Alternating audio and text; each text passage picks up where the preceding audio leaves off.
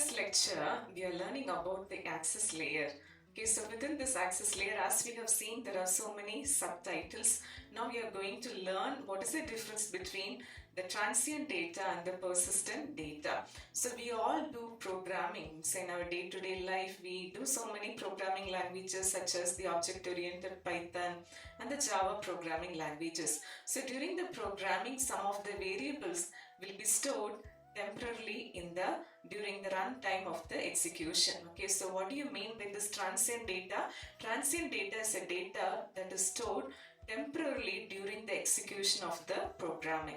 So what are all the examples that is there during the execution? Say for example, when we are doing the evaluation of an expression, say for example a plus b minus c. So during this evaluation of the expression, so these expression will be evaluating, and during the runtime of the evaluation of the expression, the data will be stored temporarily.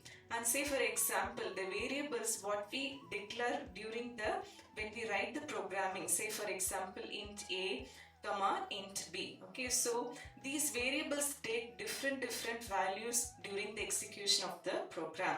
And say for example global variables, some of the variables what will be declaring globally, and the functions will be accessing all the global data. So sometimes the variable also that data that exists during the execution of the program. So anything that the data which is stored temporarily during the execution of the program, those data they are called as the transient data.